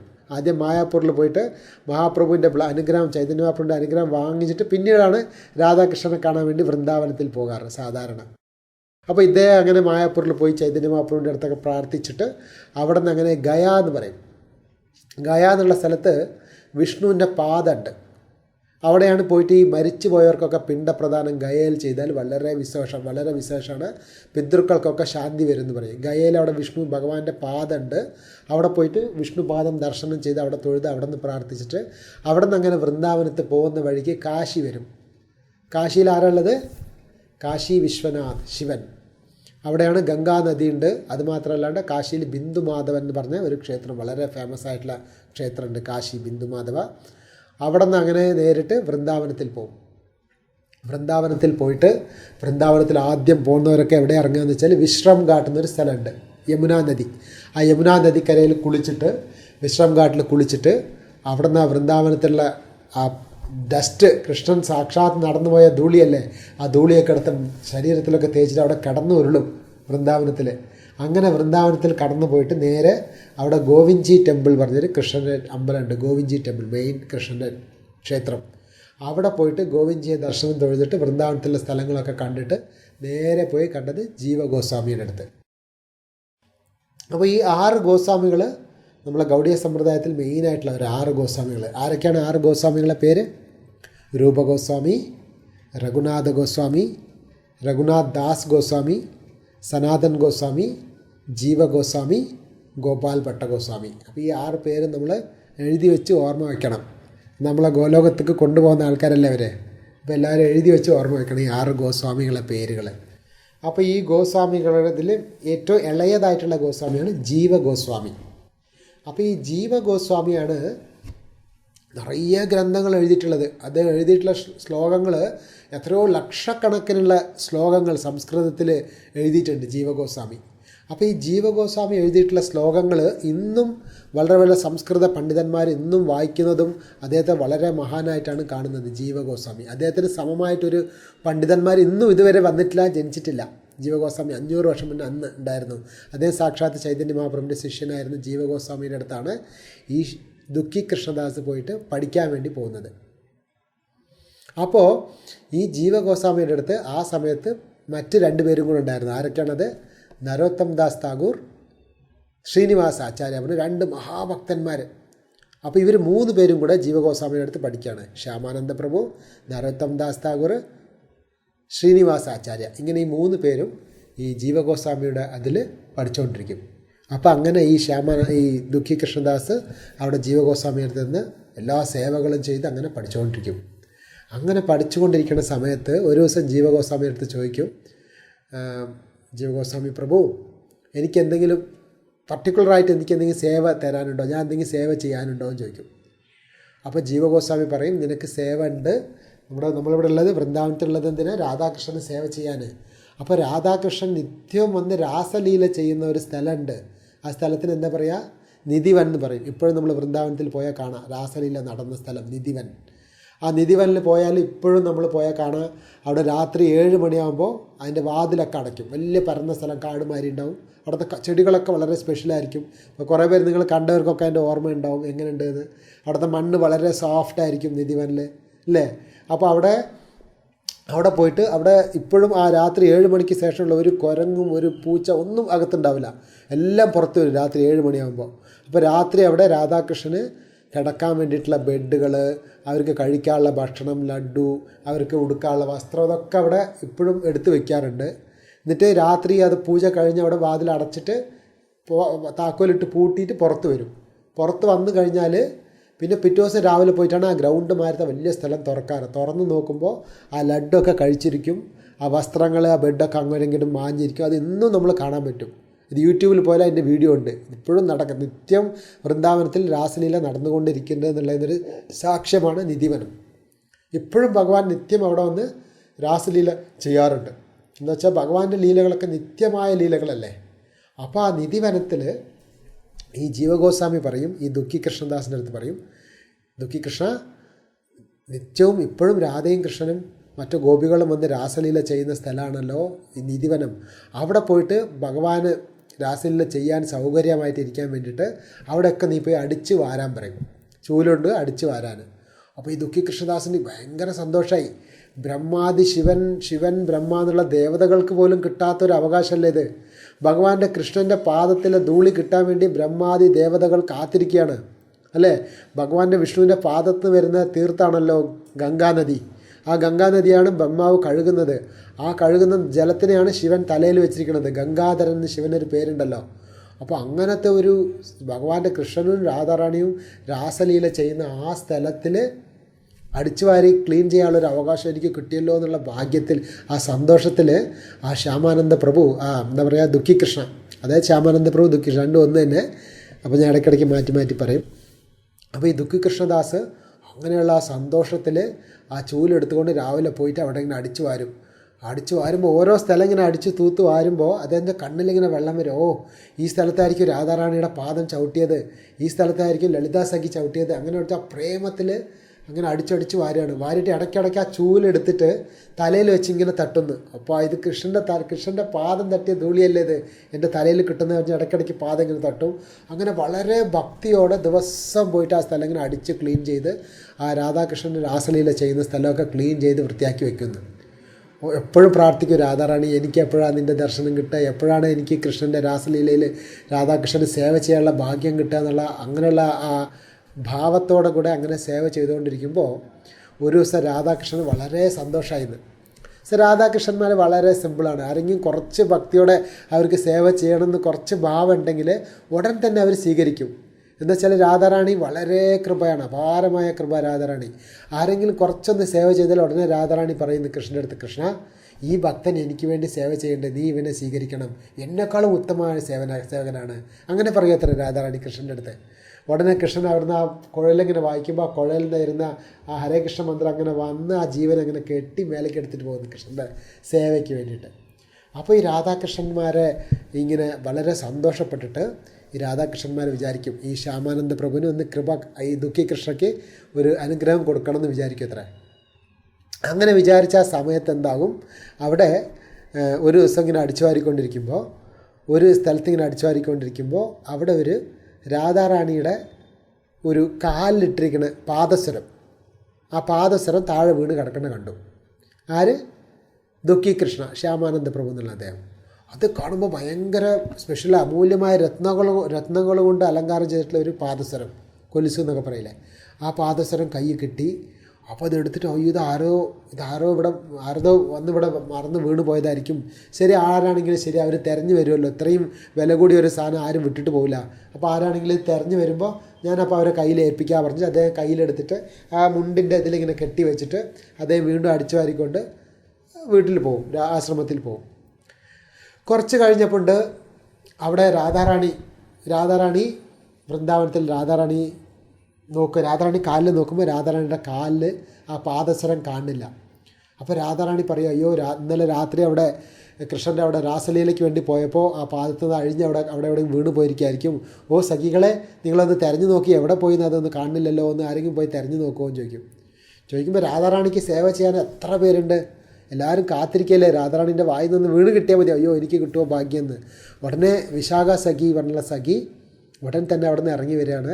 വന്ന് ഈ ജാടുമണ്ഡൽ എന്ന് പറയും, അതായത് നിധിവനത്തിലുള്ള ഓരോ സ്ഥലങ്ങൾ ഇങ്ങനെ തിരഞ്ഞു നോക്കുക. തിരഞ്ഞ് വരുമ്പോഴാണ് എവിടെയും കാണുന്നില്ല ഈ രാധാറാണിയുടെ പാദസരം എവിടെയും വീണിട്ടുള്ളതെന്ന്. അങ്ങനെയുള്ളപ്പോഴാണ് ഈ ദുഃഖി കൃഷ്ണനെ കാണുന്നത്. ദുഃഖി കൃഷ്ണനെ കണ്ടപ്പോൾ ദുഃഖി കൃഷ്ണൻ ഭയങ്കര തേജസ്സാണ് മുഖത്ത്. ദുഃഖി കൃഷ്ണൻ ആദ്യമായിട്ട് വിശാഖ സഖിനെ കാണുകയാണ്. രാധാറാണിയുടെ സഖി, ഫ്രണ്ട്, ക്ലോസ് ആയിട്ടുള്ള ഫ്രണ്ടാണ് വിശാഖ സഖി. അപ്പോൾ ദുഃഖി കൃഷ്ണൻ വിശാഖ സഖിയെ കണ്ടപ്പോൾ വിശാഖ സഖിയുടെ ഒരു തേജസ്സും, അതായത് ഗോലോകത്ത് കൃഷ്ണൻ്റെ ലോകത്തുനിന്ന് വന്ന ആൾക്കാരല്ലേ, അവരെങ്ങനെ ഉണ്ടാവും കാണാൻ. അത് കണ്ടിട്ട് ദുഃഖി കൃഷ്ണൻ അങ്ങനെ നോക്കി നിന്നു. ഉടൻ തന്നെ താഴെ വീണ് മണ്ണിൽ വീണ് നമസ്കരിച്ചു ദുഃഖി കൃഷ്ണൻ. എന്നിട്ട് ദുഃഖി കൃഷ്ണൻ അടുത്ത് പോയി ചോദിക്കും, നിങ്ങൾ ആരാണെന്ന് ചോദിക്കും വളരെ വിനയത്തോടെ. സ്പിരിച്വൽ വേൾഡിൽ നിന്ന് വന്ന ആൾക്കാരല്ലേ, നിങ്ങൾ ആരാന്ന് ചോദിക്കും. അപ്പോൾ ആ സഖി ചോദിക്കും, അതല്ല, എൻ്റെ ഒരു ഫ്രണ്ടിൻ്റെ ഒരു പാദസരം ഇവിടെ വീണ് പോയത്രേ, അത് തിരഞ്ഞു വന്നതാണ്, നിനക്കത് എവിടെയെങ്കിലും കിട്ടിയോ എന്ന് ചോദിക്കും. പാദസരോ? അപ്പോൾ നിങ്ങൾ ആരാന്ന് ചോദിക്കുക ആദ്യം. അപ്പോൾ ഞാനിങ്ങനെ ഞങ്ങളിവിടെ അടുത്തുള്ളതാണ്, വൃന്ദാവൻ തന്നെ ഉള്ളതാണ്, എൻ്റെ ഒരു ഫ്രണ്ട്, ഞങ്ങളെ വീട്ടിലത്തെ ഒരു രാജകുമാരി ഉണ്ട്, ആ രാജകുമാരിയുടെ ഇങ്ങനെ താഴെ വീണ് പോയതാണ്, അത് തിരഞ്ഞിങ്ങനെ ഞാൻ വന്നതാണ് എന്ന്. അപ്പോൾ ആ പാദസരം ആരതാണെന്ന് ചോദിക്കും. അത് രാജകുമാരിയുടേതാണ്. അപ്പോൾ പറയും പാദസരം എൻ്റെ കയ്യിലുണ്ട്, പക്ഷേ അപ്പം എന്താ തരാൻ പറയും വിശാഖ സഖി, എന്നാൽ എൻ്റെ കയ്യിൽ ഞാൻ കൊണ്ടുപോയി കൊടുക്കാമെന്ന്. അപ്പോൾ ദുഃഖി കൃഷ്ണദാസ് പറയും, അല്ല അത് ഞാൻ അങ്ങനെ തരില്ല, അത് ആരതാണോ പാദസരം കളഞ്ഞു പോയത് അവരെ തന്നെ ഇങ്ങോട്ട് വരാൻ പറയും പറയും. ശരി പറഞ്ഞിട്ട് അവിടെ പറഞ്ഞ ആ സമയത്ത് തന്നെ അവരെ മുമ്പിൽ തന്നെ ഒരു കുളം, രാധാകുണ്ട് എന്നുള്ള കുളം അവിടെ തന്നെ പ്രത്യക്ഷമാവും. ഉടൻ തന്നെ ഈ സഖി അവരോട് ഇതിൽ കുളിക്കാൻ പറയും. വിശാഖ സഖി ഈ ദുഃഖി കൃഷ്ണന് ആ കുളത്തിൽ രാധാകുണ്ടിൽ കുളിക്കാൻ പറയുന്നത്. അപ്പോൾ രാധാകുണ്ടിൽ പോയി ഇങ്ങനെ കുളിച്ചിട്ട് ഇങ്ങനെ പൊങ്ങിയ ഉടനെ ഈ ദുഃഖി കൃഷ്ണൻ്റെ ശരീരം ഒരു ഗോപിയായിട്ട് മാറി, ഒരു സ്ത്രീയായിട്ട് മാറി. പുരുഷനായിട്ടിരുന്ന ഇദ്ദേഹത്തിൻ്റെ ശരീരം ഒരു സ്ത്രീയുടെ, ഒരു സുന്ദരമായ ഒരു ഗോപിയുടെ ശരീരമായിട്ട് മാറിയെന്ന്. ഉടൻ തന്നെ വിശാഖ സഖി ഇവരെ ശ്യാമാനന്ദ പ്രഭുവിനെ, അതായത് ഒരു ശ്യാമസഖി, ദുഃഖി കൃഷ്ണൻ്റെ കൈ പിടിച്ച് അങ്ങനെ കൂട്ടിക്കൊണ്ടുപോയിട്ട് രാധാറാണിയുടെ അടുത്ത് കൊണ്ടുവന്നു. അപ്പോൾ ആദ്യമായിട്ട് ഈ ദുഃഖി കൃഷ്ണൻ രാധാറാണിയെ കാണുകയാണ്. അപ്പോൾ രാധാറാണിയുടെ പാദം സ്വർണ്ണവർണ്ണല രാധാറാണി, തപ്തകാഞ്ചന ഗൗരാംഗി രാധേ വൃന്ദാവനേശ്വരി. ആ വൃന്ദാവനത്തിൻ്റെ റാണിയായ രാധയെ കാണുമ്പോൾ രാധാറാണിയുടെ ശരീരം സ്വർണത്തിൻ്റെ വർണ്ണവും, മുഖത്ത് ആ കരുണ, അപാരമായ കരുണ, താമര പോലത്തെ കണ്ണിലിങ്ങനെ ചിരിച്ചിട്ട് രാധാറാണി ഇങ്ങനെ ദൂരെ നിന്ന് കാണുകയാണ് ഈ ദുഃഖി കൃഷ്ണ. കണ്ട ഉടനെ താഴെ വീണ്ടും നമസ്കരിക്കും ദുഃഖി കൃഷ്ണൻ. നമസ്കരിച്ചപ്പോൾ രാധാറാണി അടുത്തോട്ട് വരാൻ പറയും രാധാറാണി. അപ്പോൾ ഇവിടെ ശരീരം ഒരു സ്ത്രീയുടെ ശരീരത്തിൽ മാറി, ഗോപിയുടെ ശരീരമല്ലേ. അടുത്തോട്ട് വന്നപ്പോൾ രാധാറാണി ഉടൻ തന്നെ തൻ്റെ കൈ കൊണ്ട് ആശീർവദിക്കും. ആർക്ക്? ഈ ദുഃഖി കൃഷ്ണന് ആശീർവദിച്ചിട്ട് പറയും, രാധാറാണിയുടെ കാലിൽ ആ പാദസരമല്ലേ, ആ പാദസരം കൊണ്ട് വിശാഖ സഖിയുടെ അടുത്ത് കൊടുക്കും. വിശാഖ സഖി അതിനടുത്ത് രാധാറാണിയുടെ കയ്യിൽ കൊടുക്കും. രാധാറാണിയുടെ കാലിലുള്ള ആ ചുവന്ന കാല്, രാധാറാണിയുടെ പാദങ്ങൾ, ആ പാദത്തിലുള്ള ആ കുങ്കുമത്തോടെ ഇങ്ങനെ തൊട്ടിട്ട് ആ കുങ്കുമത്തോടെ ആ പാദസരം എടുത്തിട്ട് ആ ദുഃഖി കൃഷ്ണൻ ഒരു തിലകം വരഞ്ഞു കൊടുക്കുന്നു. ദുഃഖി കൃഷ്ണ എന്നുള്ള ആ ഭക്തൻ്റെ മുഖത്തിൽ ഒരു സുന്ദരമായ ഒരു തിലകം ഇങ്ങനെ വരഞ്ഞു കൊടുക്കുന്നു. ദുഃഖി കൃഷ്ണന് ഗോപിയുടെ രൂപത്തിലല്ലേ നല്ല തിലകം ഇങ്ങനെ ഇട്ട് കൊടുത്ത് രാധാറാണി ഇട്ടിട്ട് രാധാറാണി പറയും, നീ എൻ്റെ കൃഷ്ണനെ നീ ചെയ്ത സേവയ്ക്ക് എനിക്ക് വളരെ സന്തോഷമായി, നിനക്ക് എന്താ ചെയ്യണമെന്ന് എനിക്ക് അറിയണില്ല പറഞ്ഞിട്ട് രാധാറാണി അതിനെ കൃഷ്ണനെ ധ്യാനിക്കുന്നു. കൃഷ്ണനെ ധ്യാനിച്ചപ്പോൾ രാധാറാണിയുടെ ഹൃദയത്തിൽ നിന്ന് ആ ശ്യാമസുന്ദരനായ കൃഷ്ണൻ ആ ഹൃദയത്തിൽ നിന്ന് അങ്ങനെ പുറത്തോട്ട് വരും. പുറത്തോട്ട് വന്നൊരു ചെറിയ കൃഷ്ണൻ്റെ വിഗ്രഹമായിട്ട് രാധാറാണിയുടെ ഹൃദയത്തിൽ നിന്നൊരു കൃഷ്ണൻ്റെ വിഗ്രഹം പുറത്തോട്ട് വരും. ആ വിഗ്രഹത്തിനെ എടുത്തിട്ട് ഈ ദുഃഖി കൃഷ്ണൻ്റെ കയ്യിൽ രാധാറാണി എന്നെ കൊടുക്കും. എന്നിട്ട് ആ വിഗ്രഹത്തിൻ്റെ പേരാണ് ശ്യാം സുന്ദർ എന്ന് പറയും, ശ്യാം സുന്ദർ. അപ്പോൾ എന്നിട്ട് വിഗ്രഹത്തിന് കൊടുത്തിട്ട് രാധാറാണി പറയും ഈ ദുഃഖി കൃഷ്ണൻ്റെ അടുത്ത്, ഇന്ന് തൊട്ട് നിൻ്റെ പേര് വന്ന് നിനക്ക് ഞാൻ ഇട്ടിരിക്കുന്ന ഈ തിലകം ഒരിക്കലും മാഞ്ഞു പോകില്ല, ഈ തിലകം എപ്പോഴും ഇങ്ങനെ തന്നെ ഇരിക്കും. അതുപോലെ നിൻ്റെ പേര് ഇന്ന് തൊട്ട് ശ്യാമാനന്ദാണ് നീ അറിയപ്പെടും. എൻ്റെ ശ്യാം, എൻ്റെ കൃഷ്ണന് നീ വളരെ ആനന്ദം കൊടുക്കുന്നതുകൊണ്ട് നിൻ്റെ പേര് ശ്യാമാനന്ദ എന്നായിരിക്കും എന്ന് പറഞ്ഞിട്ട് രാധാറാണിയെ പേരും കൊടുക്കും. പിന്നെ ദുഃഖി കൃഷ്ണനോട് ശരി പറഞ്ഞ് ദുഃഖി കൃഷ്ണൻ നമസ്കരിച്ചിട്ട് കുറച്ചെങ്കിലും എഴിച്ചു നോക്കുമ്പോൾ വീണ്ടും ബാഹ്യ ശരീരം, വീണ്ടും ആ പുരുഷ ശരീരം വന്നു. വീണ്ടും കയ്യിൽ ആ തിലകം മാറിയിട്ടുണ്ട്, വീണ്ടും പുരുഷ ദേഹത്തിൽ വന്നു. ദുഃഖി കൃഷ്ണന് വന്ന സന്തോഷത്തിന് ഒരു കണക്കും കയ്യില്ല. ഞാൻ കണ്ടത് എന്താണ്, സ്വപ്നമാണോ ഇത് സത്യമായിട്ട് ഞാൻ കണ്ടതാണോ ഒന്നും അറിയണില്ല. ഭയങ്കര സന്തോഷത്തിൽ താഴെ കിടന്ന് ഉരുളുന്നു. ഞാൻ രാധാറാണിയെ നേരിട്ട് കണ്ടില്ലേ, രാധാറാണിയെ കണ്ടു, രാധാറാണിയെ സഖികളെ കണ്ടു എന്നുള്ള സന്തോഷത്തിൽ താഴെ കിടന്നിങ്ങനെ ഉരുണ്ടുരുണ്ടെന്ന് അങ്ങനെ നേരെ ഓടിപ്പോയി ജീവഗോസ്വാമിയുടെ അടുത്ത് പോകും. ജീവഗോസ്വാമിയുടെ അടുത്ത് പോയപ്പോൾ ജീവഗോസ്വാമി കാണണേ ഇദ്ദേഹത്തിൻ്റെ നെറ്റിയിൽ ഇങ്ങനെ തിലകം, വേറെ തിലകം, ചുവന്ന കളർ തിലകമുണ്ട്. അപ്പോൾ എന്താ എന്താന്ന് ചോദിക്കുമ്പോൾ അപ്പോൾ അദ്ദേഹം പറയും, ഇങ്ങനെ രാധാറാണി കണ്ടു, രാധാറാണി എനിക്കിങ്ങനെ പാദസരം കിട്ടി, അതും കൂടി രാധാറാണി ഇങ്ങനെ ഇട്ടിട്ട് ഈ വിഗ്രഹം എനിക്ക് തന്നതാണ് രാധാറാണി, എനിക്ക് അതുമല്ലാണ്ട് എനിക്ക് ശ്യാമാനന്ദ എന്ന് പേരും കൂടെ ഇട്ടു എന്ന് പറയുന്നു. അപ്പോൾ ജീവഗോസ്വാമി പറയും, ഇന്ന് തൊട്ട് ഈ കാര്യം നീ പുറത്ത് ആർക്കും പറയണ്ട, രാധാറാണി പറഞ്ഞതല്ല ആർക്കും പറയണ്ട, അതുകൊണ്ട് ആർക്കും നീ പറയണ്ട അങ്ങനെ പറഞ്ഞു എന്ന്. അപ്പോൾ അന്ന് തൊട്ട് ഈ ദുഃഖി കൃഷ്ണ എന്നുള്ള ഈ ഭക്തനെ എല്ലാവരും ശ്യാമാനന്ദ എന്നാണ് വിളിക്കാറ്. അപ്പോൾ ഈ ശ്യാമാനന്ദ എന്ന് വിളിച്ചു. ഇദ്ദേഹം തിലകവും മാറ്റി, സാധാരണ നമ്മളിടുന്ന പോലെ തിലകമല്ലാണ്ട് വേറെ തിലകം മാറി. അപ്പോൾ ഈ കാര്യം ഇങ്ങനെ വൃന്ദാവനത്തിൽ മൊത്തം എല്ലാവർക്കും ഇങ്ങനെ പറന്ന് വലിയ ന്യൂസായി. ഇങ്ങനെ ഈ തിലകം മാറ്റി പേര് മാറ്റിയെന്ന് അത്രേ അറിയുള്ളൂ. രാധാറാണി കണ്ട ഈ കാര്യമൊന്നും ആർക്കും അറിയില്ല. പക്ഷേ തിലകം മാറ്റിയിട്ടുണ്ട്, പേരും മാറി. ദുഃഖി കൃഷ്ണ പേര് ശ്യാമാനന്ദ എന്ന് പേര് മാറി എന്ന് പറഞ്ഞിട്ട് എല്ലാവർക്കും ഇങ്ങനെ ന്യൂസ് ഇങ്ങനെ പരന്ന് എല്ലാവർക്കും ഇങ്ങനെ തീ പോലെ മെസ്സേജ് എത്തി. അപ്പോൾ ഈ ഇങ്ങനെ മെസ്സേജ് ഇങ്ങനെ എല്ലാവർക്കും പോയി ലാസ്റ്റിൽ ഈ ന്യൂസ് നമ്മളെ അംബികാ കൽനയിലുള്ള ശ്യാമാനന്ദ പ്രഭുവിൻ്റെ ഗുരുവിൻ്റെ കാതിലും എത്തി. ആരാണ് ഗുരു? ഹൃദയ ചൈതന്യ. അദ്ദേഹത്തിൻ്റെ കാലിൽ കേട്ടപ്പോൾ അയാൾക്ക് ഭയങ്കര ദേഷ്യം വന്നു. എൻ്റെ ശിഷ്യൻ ഇങ്ങനെ അവൻ്റെ ഇഷ്ടം പോലെ ഇഷ്ടാനുസാരം തിലകം തിലകത്തിൻ്റെ ഇത് മാറ്റുകയാണ്, തിലകം മാറ്റി പേരും മാറ്റിയിട്ട് അവങ്ങനെ നടക്കണം, എന്തോ ധിക്കരിച്ച് പോകുകയാണ് വിചാരിച്ചിട്ട് അദ്ദേഹം ഉടൻ തന്നെ അവിടെ നിന്ന് വൃന്ദാവനത്തിൽ നിന്ന് പുറപ്പെട്ട് വരും. വൃന്ദാവനത്തിൽ അംബികാ കൽന ബംഗാളിൽ നിന്ന് പുറപ്പെട്ട് വൃന്ദാവനത്തിലോട്ട് വരും. വൃന്ദാവനത്തിൽ ഭയങ്കര ദേഷ്യത്തിൽ വന്നിട്ട് ശ്യാമാനന്ദനെ കണ്ടോണ്ട് ആദ്യം വന്ന് മുഖത്തൊരടി കൊടുക്കും. മുഖത്ത് അടിച്ചിട്ട്, നീ എങ്ങനെ നിൻ്റെ ഇഷ്ടം പോലെ നീ പേര് മാറ്റുക, നിനക്ക് ഗുരുശിഷ്യ പരമ്പരേനെ ആചാര്യന്മാരെ അവരെ പറഞ്ഞതുപോലെ ചെയ്യാൻ നിനക്കറിയില്ലേ, അങ്ങനെ എങ്ങനെയെന്നൊക്കെ പറഞ്ഞ് ഭയങ്കര ചീത്തയൊക്കെ പറഞ്ഞ് വഴക്ക് പറഞ്ഞ് അടിക്കുകയൊക്കെ ചെയ്യും. എന്നിട്ട് അന്ന് രാത്രി ഈ ഹൃദയ ചൈതന്യം കടന്നുറങ്ങും. ഈ ശ്യാമാനന്ദം ഒന്നും മിണ്ടൂല. ഗുരു വന്നോണ്ട് ഗുരുവിൻ്റെ കാലിൽ വീണ് നമസ്കരിക്കും. രാധാറാണി ആർക്കും പറയണ്ടെന്ന് പറഞ്ഞിട്ടുണ്ടല്ലോ വിചാരിച്ച് ഒന്നും മിണ്ടാതിരിക്കുകയായിരിക്കും. അപ്പോൾ അന്ന് രാത്രി സ്വപ്നത്തിൽ രാധാറാണി വന്ന് പറയും, ഹൃദയ ചൈതന്യ, ശ്യാമാനന്ദ എൻ്റെ വളരെ പ്രിയപ്പെട്ട ഭക്തനാണ്, എനിക്ക് അധികാരമുണ്ട്, ഞാൻ തിലകടാൻ വേറെ ആരടുത്താൻ ചോദിക്കേണ്ട പെർമിഷൻ ഉണ്ടോ, ഞാൻ തന്നെ ഇട്ട് കൊടുത്തതാണ് ഈ തിലകം, ഞാൻ തന്നെ കൊടുത്തതാണ് ഈ വിഗ്രഹം പറഞ്ഞിട്ട് രാധാറാണി ഹൃദയ ചൈതന്യൻ്റെ അടുത്ത് പറയും, ഗുരുവിൻ്റെ അടുത്ത് വന്ന് പറയും. അപ്പോൾ പിറ്റേ ദിവസം രാവിലെ ഹൃദയ ചൈതന്യം എഴിച്ച് വന്ന് ശ്യാമാനന്ദനെ ഇങ്ങനെ ആലിംഗനം ചെയ്ത് പിടിച്ചിട്ട്, അയ്യോ നീ എത്ര പ്രിയപ്പെട്ട ശിഷ്യനാണ് പറഞ്ഞിട്ട് അങ്ങനെ ആലിംഗനം ചെയ്യും. സോ അതുകൊണ്ട് ഇന്നും നമ്മൾ വൃന്ദാവനത്തിൽ പോയാൽ രാധാ ശ്യാം സുന്ദർ മന്ദിർ പറഞ്ഞൊരു ക്ഷേത്രമുണ്ട്. നമ്മളൊക്കെ പോയപ്പോൾ കണ്ടിരുന്നതുകൊണ്ട് ആ രാധാ ശ്യാം സുന്ദർ ടെമ്പിളിൽ രാധാറാണിയുടെ ഹൃദയത്തിൽ നിന്ന് വന്ന ആ വിഗ്രഹം ഇന്നും നമ്മൾ കണ്ണുകൊണ്ട് നേരെ കാണാൻ പറ്റും. രാധാറാണിയുടെ ഹൃദയത്തിൽ നിന്ന് വന്ന ആ വിഗ്രഹം, രാധാ ശ്യാം സുന്ദർ വിഗ്രഹവും ആ ശ്യാമാനന്ദ പ്രഭു ആ ഗുഹയിലിരുന്ന് ഭജൻ ചെയ്ത ആ സ്ഥലം, ഇതൊക്കെ ഇന്നും നമ്മൾ വൃന്ദാവനത്തിൽ കാണാൻ പറ്റും. അങ്ങനെ ശ്യാമാനന്ദ പ്രഭു അവിടെ നിന്ന് പിന്നെ വൃന്ദാവനത്തിൽ കുറേ ദിവസം സേവകളൊക്കെ ചെയ്തിട്ട് ഒരു ദിവസം ഈ ജീവഗോസ്വാമി പറയും, നിങ്ങളിങ്ങനെ 3 പേര്, അതായത് നരോത്തം ദാസ് താഗോർ, ശ്യാമാനന്ദ പ്രഭു, ശ്രീനിവാസാചാര്യ, നിങ്ങൾ 3 പേരും കൂടെ ഈ ഗോസ്വാമികളെ ബുക്കൊക്കെ എടുത്തിട്ട് വൃന്ദാവനത്തിലോട്ട് പോകാൻ പറയും. അപ്പോൾ അത് വലിയൊരു കഥയാണ്, സെപ്പറേറ്റായിട്ട് ഒരു ദിവസം പറയാം കഥ. ബുക്കുകളൊക്കെ എടുത്തിട്ട് പോകുമ്പോൾ ഇടയിൽ കുറേ കള്ളന്മാർ വന്ന ബുക്കുകളൊക്കെ കട്ടെടുത്തിട്ട് പോകും. ഇത് വലിയ കഥ സെപ്പറേറ്റായിട്ട് വരും. അവസാനം ശ്യാമാനന്ദ പ്രഭു അവിടെ നിന്ന് അങ്ങനെ വീണ്ടും ഒറീസയിലോട്ട് വരും, പ്രചാരം, പ്രീച്ചിങ്. ഇപ്പം നമ്മൾ ഇന്ന് ഈ ഭഗവത്ഗീതയിൽ ഈ ശ്ലോകം വായിച്ചില്ലേ, എയ്തം പരമം ഗുഹ്യം മദ്ഭക്ത വിദാശതി. എന്നെക്കുറിച്ചുള്ള ഈ നോളജിന് ആരാണോ മറ്റുള്ളവർക്ക് പറഞ്ഞു കൊടുക്കുന്നത് അവരെനിക്ക് വളരെ അടുത്തുള്ളവരാണെന്ന് ഭഗവാൻ പറയുന്നുണ്ട്. അപ്പോൾ ഈ ഭഗവാനെക്കുറിച്ചുള്ള ഈ കാര്യങ്ങൾ എല്ലാവർക്കും പറഞ്ഞു കൊടുക്കാൻ വേണ്ടി ശ്യാമാനന്ദ പ്രഭു ഒറീസയിലെത്തി അവിടെയുള്ള ജനങ്ങളൊക്കെ ശ്യാമാനന്ദ പ്രഭുവിനെ ആരാണ് കാണുന്നത് അവരൊക്കെ കണ്ട നേരത്തിൽ എല്ലാവരും ഭക്തന്മാരാകുന്നു. അപ്പോൾ അങ്ങനെയുള്ള സമയത്ത് ഒരു ദിവസം അവിടെ ഒരു വലിയൊരു മഹാഭക്തനുണ്ടായിരുന്നു ഒറീസയിൽ. അവിടെ രോഹിണി പറഞ്ഞൊരു ഗ്രാമം ഉണ്ടായിരുന്നു ഒറീസയിൽ. അവൻ്റെ അടുത്ത് സ്വർണ്ണരേഖ എന്നുള്ളൊരു നദി, സ്വർണ്ണരേഖ, ആ നദിയുടെ തീരത്ത് രോഹിണി എന്നുള്ളൊരു ഗ്രാമം. ആ ഗ്രാമത്തിൽ അവിടെ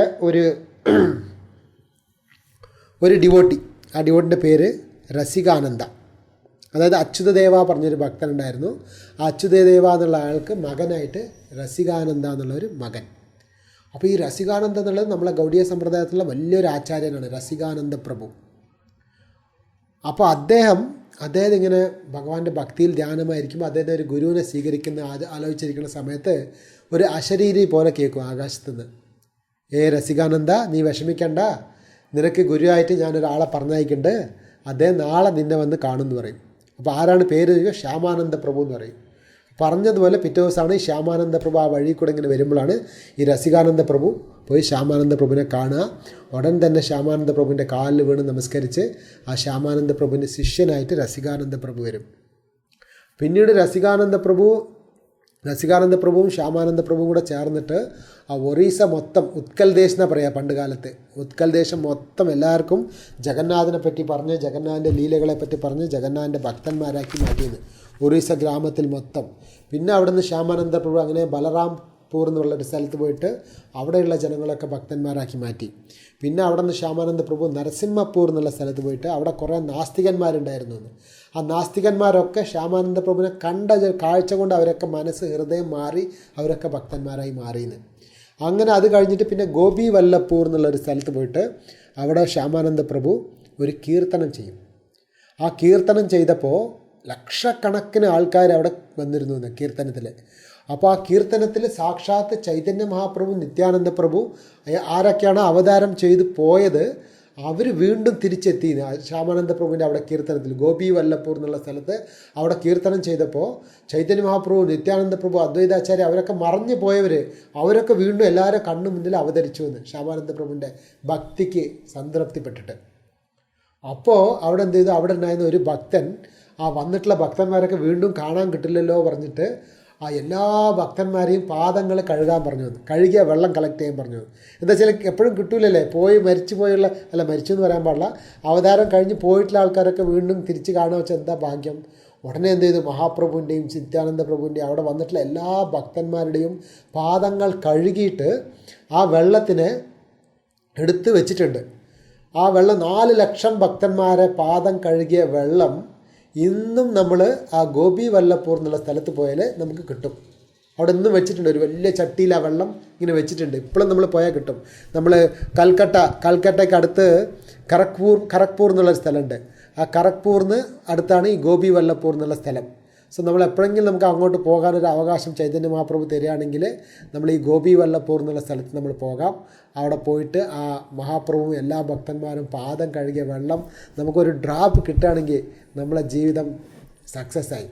അപ്പോൾ അങ്ങനെയുള്ള ആ വെള്ളത്തിൽ ഇപ്പോഴും നമ്മൾ അവിടെ പോയാൽ ആ ചട്ടിയിൽ നിന്ന് നമുക്ക് ഇഷ്ടമുള്ള വെള്ളം നമ്മളൊരു ബാട്ടിലോ എടുത്തിട്ട് അത്രയും വെള്ളം നമ്മൾ വീണ്ടും അതിൽ ഒഴിച്ചു വെക്കണം. അങ്ങനെയാണ് അവിടുത്തെ സിസ്റ്റം. ഇപ്പോൾ ഇന്നും ആ വെള്ളം ഗോപി വല്ലപ്പൂരിലുണ്ട്. അത് കഴിഞ്ഞിട്ട് ഈ ശ്യാമാനന്ദ പ്രഭു ഈ നരസിംഹപൂർ എന്നുള്ള സ്ഥലത്ത് വന്നിട്ട് അദ്ദേഹം ശരീരം വിട്ട് അദ്ദേഹം ഗോലോകത്തിൽ പോയി വീണ്ടും രാധാകൃഷ്ണൻ്റെ നിത്യലീലയിൽ പോയി ചേർന്നു. അപ്പോൾ ആ ദിവസമാണ് ഇന്നലെയാണ് ഈ ശ്യാമാനന്ദ പ്രഭുവിൻ്റെ മറഞ്ഞു പോയ ദിവസം. അതേ ലീല അവസാനിപ്പിച്ച് പോയ ദിവസം ഇന്നലെയായിരുന്നു. അപ്പോൾ നമ്മളെ വൈഷ്ണവ ആചാര്യൻ, നമ്മളെ ഗുരു പരമ്പര, നമ്മളെ സമ്പ്രദായത്തിൽ വരുന്ന ഓരോരോ ഗുരുക്കന്മാരുടെ, ആചാര്യന്മാരുടെ അവർ ജനിച്ച ദിവസം, അതുപോലെ തന്നെ അവർ ശരീരം വിട്ടുപോയ ദിവസങ്ങളൊക്കെ നമ്മളൊരു ആഘോഷിക്കേണ്ട ദിവസങ്ങളാണ്. വൈഷ്ണവന്മാരെ ജനനം അന്ന് നമ്മൾ ചില ആചാര്യന്മാർക്ക് നമ്മൾ ഉപവാസം ചെയ്യാറുണ്ട്. അറ്റ്ലീസ്റ്റ് നമ്മൾ അവരെക്കുറിച്ച് കേൾക്കണം, അവരെക്കുറിച്ച് നമ്മൾ ധ്യാനിക്കണം. ഇങ്ങനെയുള്ള ഭക്തന്മാരുടെ എങ്ങനെ അവർക്ക് വേണ്ടി രാധാറാണി നേരിട്ട് വന്ന് പാദസരത്തിൽ തിലകെട്ട് കൊടുക്കുക പറഞ്ഞാൽ എന്തായിരിക്കും അവരൊക്കെ ഭക്തി. അപ്പോൾ ഇതൊക്കെ നമ്മൾ കേൾക്കുമ്പോൾ നമ്മളെ ഹൃദയത്തിൽ ഭഗവാന് ഭക്തി ചെയ്യണം, നമുക്കും രാധാറാണിക്ക് സേവ ചെയ്യണം എന്നുള്ളൊരു ആഗ്രഹം നമുക്കും വരും. അങ്ങനെ വരുമ്പോൾ നമുക്കും കൂടെ ഭഗവാനെ ഒരു ദിവസം തീർച്ചയായിട്ടും ചൈതന്യ മഹാപ്രഭുവിൻ്റെ നിത്യാനന്ദ പ്രഭുവിൻ്റെ കരുണ കൊണ്ട് അവരെ കാണാനും അവരുടെ സേവ ചെയ്യാനുള്ളൊരു അവകാശം നമുക്കും കിട്ടും. അപ്പോൾ ഇതിൻ്റെ മുന്നേ ഞാൻ പറഞ്ഞിരുന്നു ഈ ഹൃദയ ചൈതന്യ പറഞ്ഞൊരു ഭക്തൻ്റെ കഥ, അതായത് ഈ ശ്യാമാനന്ദ പ്രഭുവിൻ്റെ ഗുരു ഹൃദയ ചൈതന്യ. അപ്പോൾ അദ്ദേഹത്തിനെ കുറിച്ചും കൂടെ ഒരു 5 മിനിറ്റ് അദ്ദേഹത്തിനെ കുറിച്ചും കൂടെ പറഞ്ഞിട്ട് നമുക്ക് അവസാനിക്കാം ക്ലാസ്.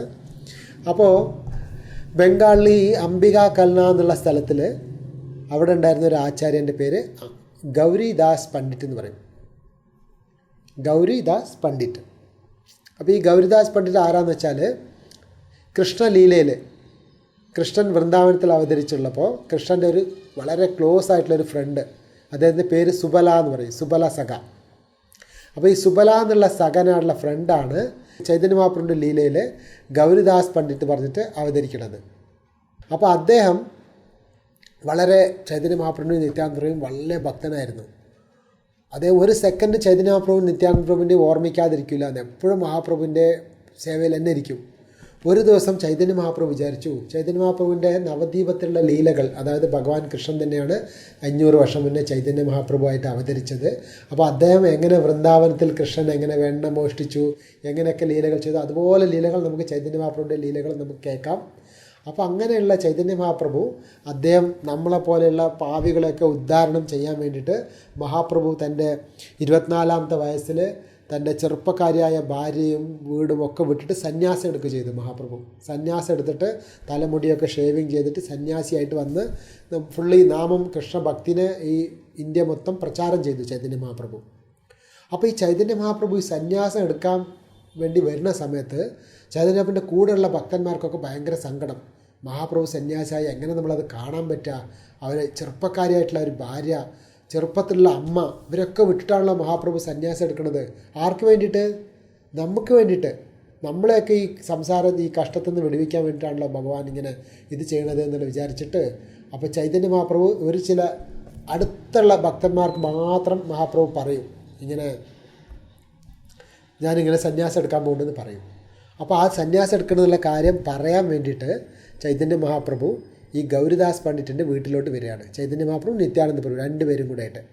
അപ്പോൾ രണ്ടുപേരും ഇങ്ങനെ വരുന്ന സമയത്ത് അവരൊരു ബോട്ടിലാണ് വരിക. ചൈതന്യ മഹാപ്രഭു നിത്യാനന്ദ പ്രഭു ഗംഗ കടന്ന് ഈ ഗൗരിദാസ് പണ്ഡിറ്റിൻ്റെ വീട്ടിൽ വരും. അപ്പോൾ വീട്ടിൽ വന്നപ്പോൾ ഈ ഗൗരിദാസ് പണ്ഡിറ്റ് വളരെ സ്നേഹത്തോടെ വളരെ പ്രേമത്തോടെ, ഓ മഹാപ്രഭു നിത്യാനന്ദ പ്രഭു രണ്ടുപേരും കൃഷ്ണ ബലറാം പോലെ എൻ്റെ വീട്ടിൽ വന്നല്ലോ പറഞ്ഞ് കാലിൽ വീണ് നമസ്കരിച്ച് അവരെ പാദങ്ങളൊക്കെ വെള്ളം കൊണ്ട് കഴുകി അവർക്ക് പുതിയ പൂവിൻ്റെ മാലകൾ ചാർത്തി ചന്ദനം കൊണ്ടുപോയി അവരെ നെറ്റിയിൽ ചാർത്തിയിട്ട് വളരെ സന്തോഷത്തോടെ അവർക്ക് വേണ്ട വിധത്തിലുള്ള പല വിധത്തിലുള്ള വിഭവങ്ങളുള്ള സദ്യയൊക്കെ ഉണ്ടാക്കി കൊടുത്ത് വളരെ സന്തോഷത്തോടെ ഇരിക്കുകയായിരിക്കും. അപ്പോൾ അതൊക്കെ കഴിഞ്ഞ് അവരൊക്കെ സംസാരിച്ച് കഴിഞ്ഞിട്ട് ചൈതന്യ മഹാപ്രഭു നിത്യാനന്ദ പ്രഭു പറയും, ഞങ്ങൾ പുറപ്പെട്ടു പോകുകയാണ് എന്ന് പറയും. പുറപ്പെട്ടു പോകുക എന്ന് പറഞ്ഞ കേട്ടപ്പോൾ ഈ ഗൗരിദാസ് പണ്ഡിറ്റിന് കണ്ണിൽ വെള്ളം വരാൻ തുടങ്ങി. പോയി കാലിൽ വീണ് പിടിക്കും, രണ്ടുപേരെയും കാലിൽ വീണ് കരയും. ചൈതന്യ മഹാപ്രഭുവിൻ്റെയും നിത്യാനന്ദ പ്രഭുവിൻ്റെയും കാലിൽ വീണിട്ട് കരഞ്ഞ് പറയും, ഓ ചൈതന്യ മഹാപ്രഭു, ഓ ഗൗരംഗ. ചൈതന്യ മഹാപ്രഭുവിൻ്റെ ഇനിയൊരു പേരാണ് ഗൗരംഗ എന്ന്. ചൈതന്യ മഹാപ്രഭു നിത്യാനന്ദ പ്രഭു ദയവ് ചെയ്തിട്ട് എന്നെ വിട്ടു പോകരുത്, എനിക്ക് നിങ്ങളെ പിരിഞ്ഞൊരു ക്ഷണം എനിക്ക് ഇരിക്കാൻ പറ്റില്ല, ഞാൻ എന്ത് വേണമെങ്കിൽ ചെയ്യാം, നിങ്ങൾ എന്നെ ഇവിടെ വിട്ടു പോകരുത്, നിങ്ങൾ ഇവിടെ തന്നെ നിൽക്കണം പറഞ്ഞ് കരഞ്ഞ് വീണ്ടും കരയും.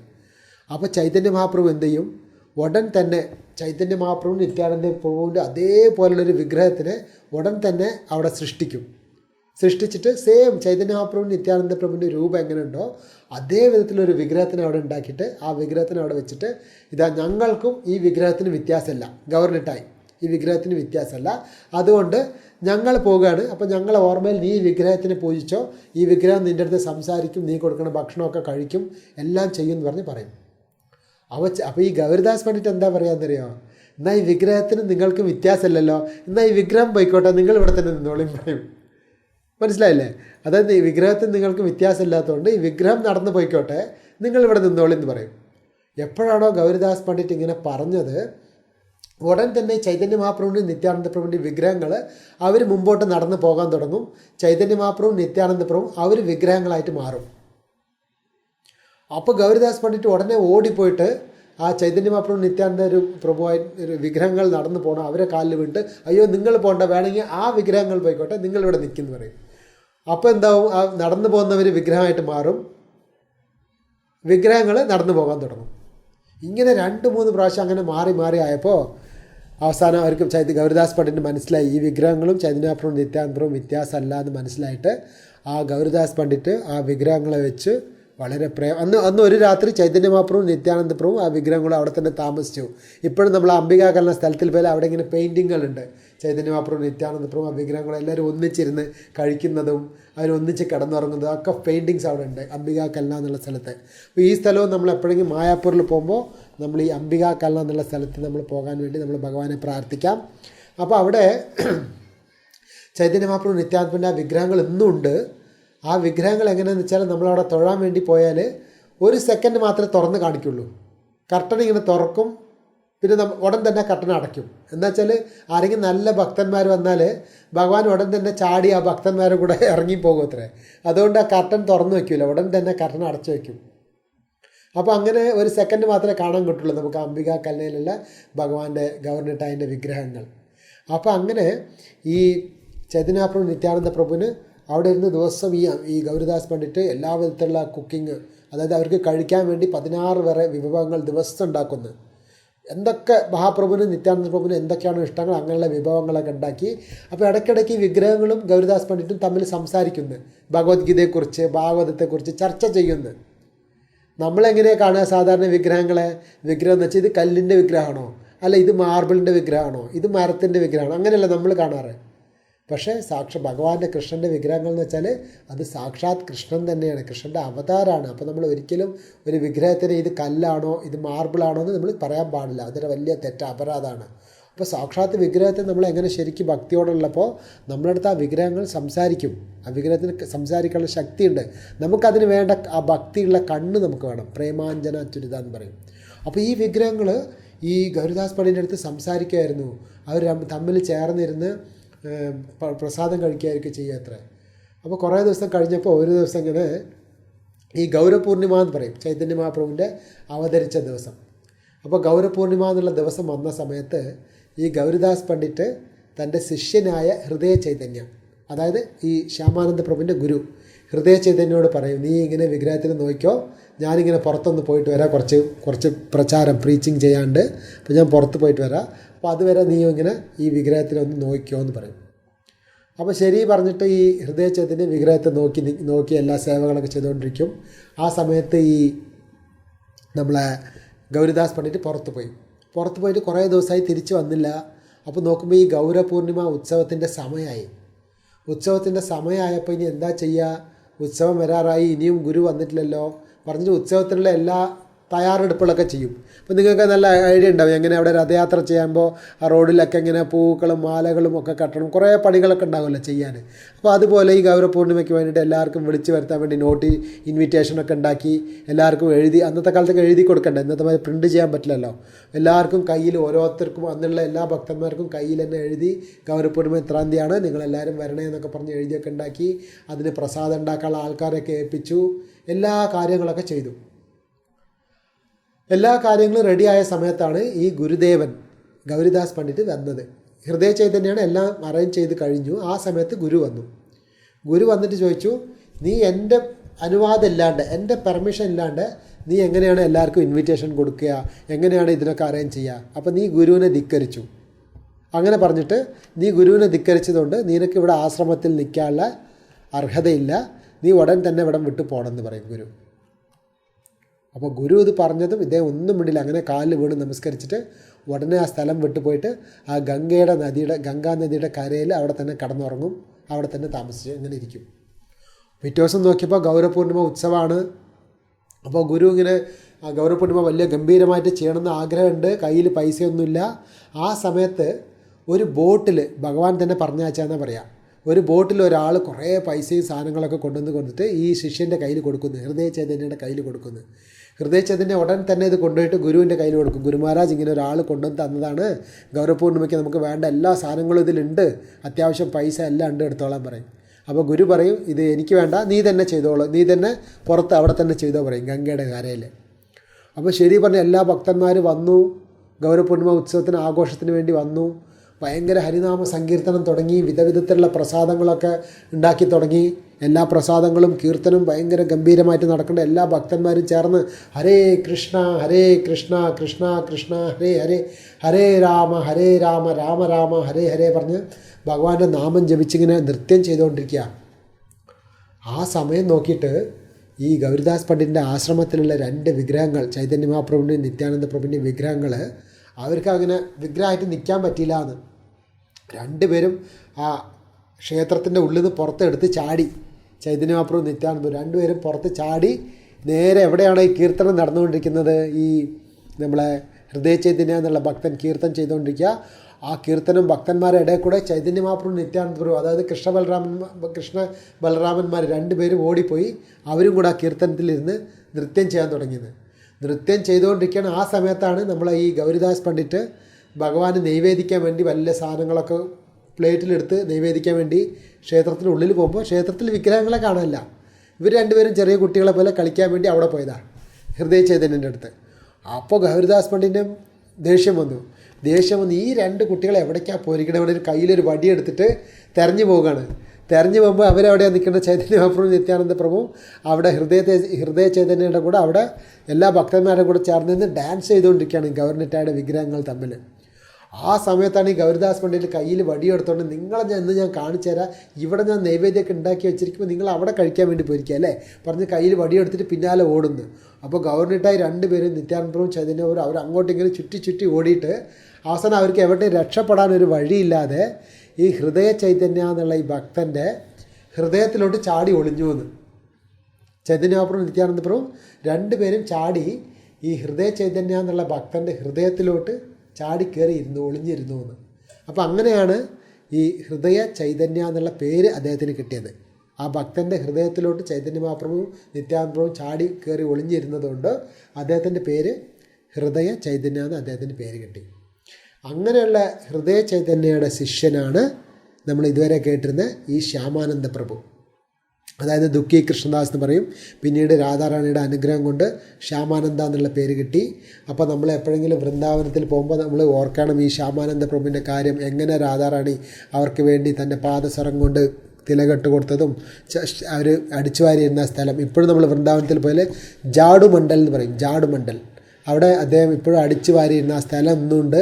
ആ സ്ഥലത്ത് ആ ശ്യാമാനന്ദ പ്രഭുവിൻ്റെ സമാധി ഇന്നുണ്ട്. അപ്പോൾ നമ്മൾ ഇന്ന് ഈ ശ്യാമാനന്ദ പ്രഭുവിൻ്റെ ഓർമ്മയിൽ നമ്മൾ അദ്ദേഹത്തെ പ്രാർത്ഥിക്കാം. നമുക്കും അതുപോലെയുള്ള ഒരു ശുദ്ധ ഭക്തി നമുക്ക് കിട്ടാനും, നമുക്കും അതുപോലെ ഹൃദയത്തിലൊരു കൽമഷങ്ങളൊന്നും ഇല്ലാണ്ട് പവിത്രമായിട്ട് നമ്മൾ ഹരേ കൃഷ്ണ മന്ത്രം ജപിക്കാനുള്ള ഒരു അനുഗ്രഹം കിട്ടാനും വേണ്ടി നമ്മൾ ശ്യാമാനന്ദ പ്രഭുവിൻ്റെ അടുത്തും ഭക്തന്മാരൊക്കെ പ്രാർത്ഥിക്കാം. അപ്പോൾ അങ്ങനെ ഇവിടെ നമ്മൾ അവസാനിക്കുകയാണ് ഇന്നത്തെ ക്ലാസ്. जय शील प्रभुपाद की जय, श्यामानंद प्रभु की जय, शील गुरुदेव की जय, जटाई गौर।